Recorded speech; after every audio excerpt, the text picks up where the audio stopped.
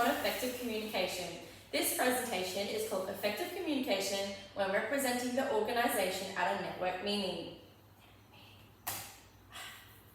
Let's start by discussing communicative styles. There are 3 basic communicative styles. These are aggressive, passive, and assertive.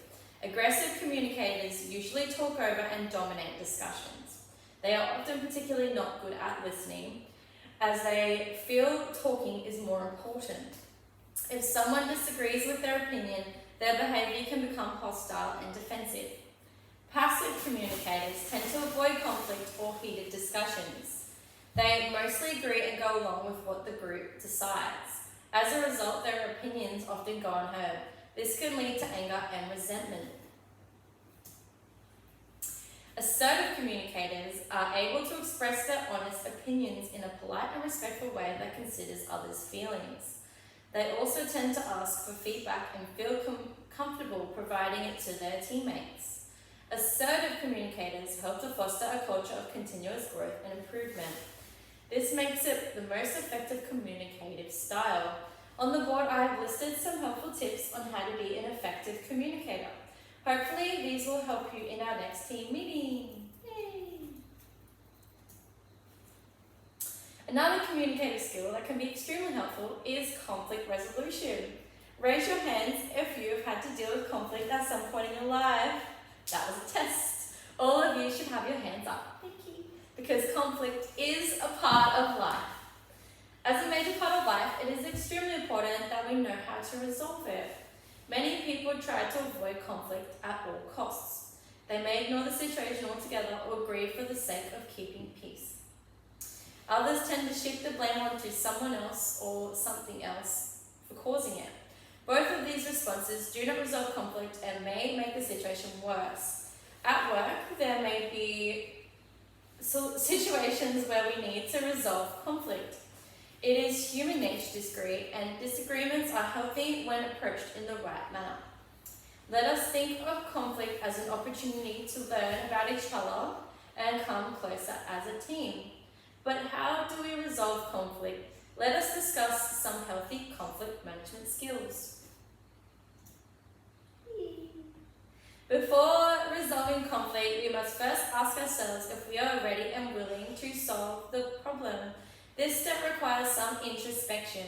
If you are too angry or upset to deal with the conflict, give yourself time to calm down. You will be ready to resolve the conflict when you are calm, not argumentative, and can listen without interrupting. Oh, look at the angry people. When discussing conflict, it is critical to use I statements instead of you statements. You statements are more likely to make the other party feel defensive and resentful as you shift the blame solely on them.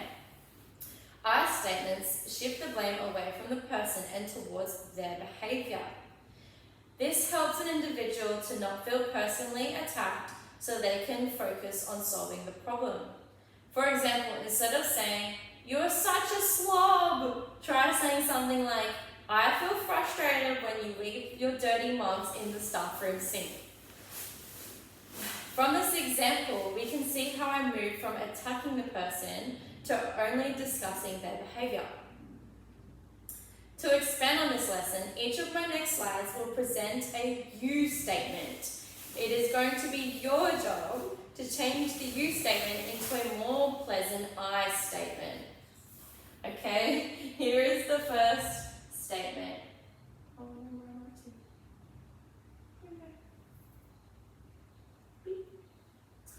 You are letting down the team by not doing your share of the work. You are lazy. How can we rephrase this, Tyrell? I'm so tired of you letting down the team for being lazy. That is probably not the best way. Remember, we can start the statements with I feel or I get annoyed by.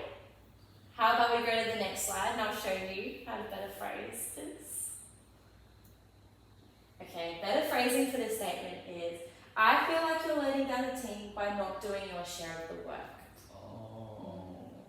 So you will not approach the topic too aggressively. You communicating with them nicely. Yeah. Okay, our next statement. You have no personal space. Stop calling me outside of work hours. How can we rephrase this one, Tara? I don't like people calling me outside of work hours. Okay, that's pretty good. It's a step in the right direction. The best way, or even more less aggressive, non-attacking way to phrase it would be, I would like for you to stop calling me outside of work hours. Pretty much what I It's said. pretty much what you said, yeah. I don't know. Alright. Well, that concludes our workshop on effective communication. I hope you all gained something from our discussion. Thank you.